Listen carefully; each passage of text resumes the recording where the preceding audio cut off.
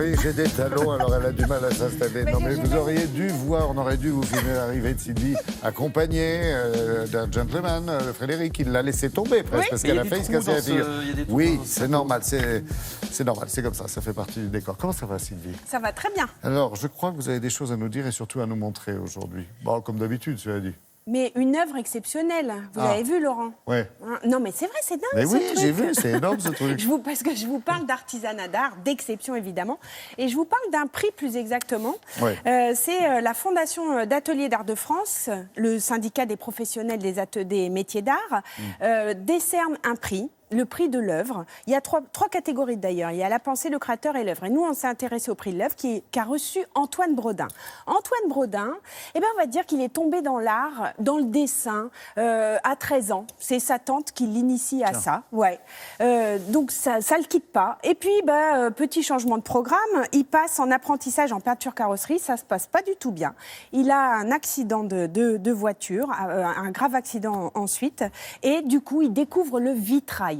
On va dire que là aussi, parcours de vie où les métiers d'art peuvent aussi vous... Hein, c'est vrai, vous emmener ailleurs. Vous emmenez, exactement, oui, parce que tout à l'heure, on a dit, c'est énorme ce truc. Enfin, on a beaucoup de respect quand même pour ces œuvres et surtout pour le symbole qu'ils emmènent avec eux. Et là, c'en est un, je trouve. Exactement, parce que aussi le parcours de vie et ces prix, le prix de la Fondation Ateliers d'Art de France récompense aussi le parcours de vie. Ça, c'est important. C'est-à-dire que c'est pas aussi facile que ça. Donc, vitrail, puis il est verrier. Mais il invente une technique de sablage bien à lui.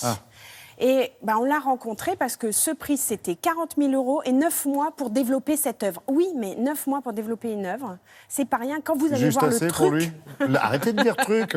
Mais truc, c'est... Mais non, mais... La chose. Qui s'appelle Migration. Migration qui est entre la barque, qui est entre la baleine échouée, qui veut dire aussi beaucoup. Rien que dans le titre. Voyage. Regardez.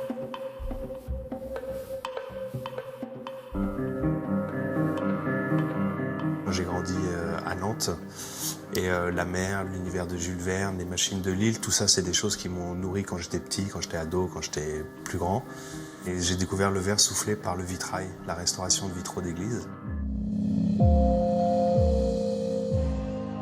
Pour cette œuvre, j'avais envie de jouer sur le trouble entre le carcasse de cétacé échoué, un squelette de bateau, mais dans des dimensions hors normes. Là, le canoë, je l'ai agrandi x2. Et toujours dans l'idée d'une époque où les choses pourraient être mystérieuses. On ne sait pas vraiment ce que c'est, si c'est la main de l'homme ou si c'est quelque chose qu'on a dépoussiéré un peu.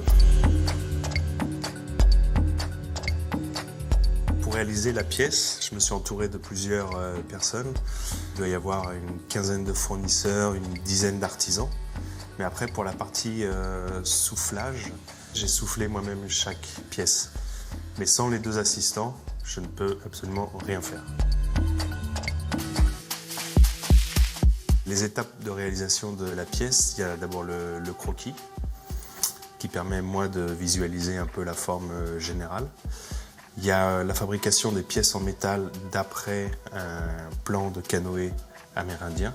Donc c'est des gabarits, il y a 7 formes différentes, sur lesquelles, donc c'est la troisième phase, je viens souffler chaque côte, chaque arcane, chaque membrure.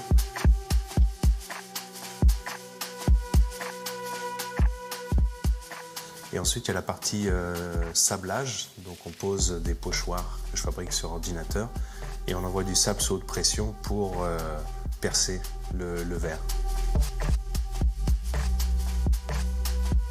Le prix de l'œuvre, qui est celui qu'Antoine Bredin a eu cette année, permet de réaliser la pièce de ses rêves. C'est l'expression du désir du créateur qui nous emmène dans sa démarche, dans son voyage.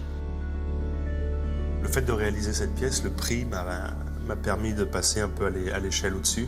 Ça m'a donné une certaine confiance en la capacité de mener à bien un projet comme ça. Et ça me donne envie de continuer à faire des pièces de cette grandeur-là. On n'arrête pas de parler avec Sylvie au sujet de cette œuvre. Soufflez à la bouche, s'il vous plaît. Ça fait un petit côté cuisine. mais, et alchimie aussi en même temps.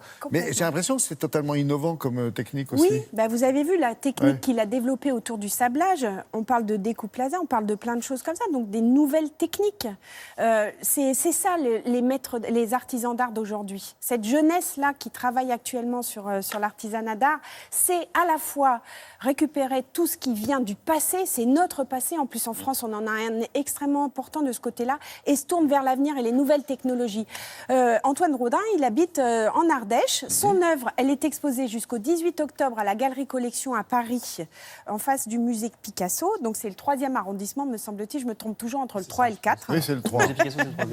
Si Voilà. il dit oui, Donc Frédéric, Migration, c'est ça. très belle œuvre d'art. Puis c'est du sérieux, vous avez vu, il y a le tableau écrit derrière. Moi, j'adore.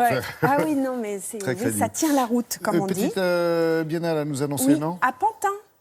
Grand Est Ensemble à Pantin, c'est la Biennale Émergence, c'est du 11 au 14. Si vous aimez les métiers d'art et le design et les deux mélangés, puisque c'est aussi ça qui fonctionne très très bien, eh bien je vous invite à aller passer une tête à Pantin. Passer une tête, merci.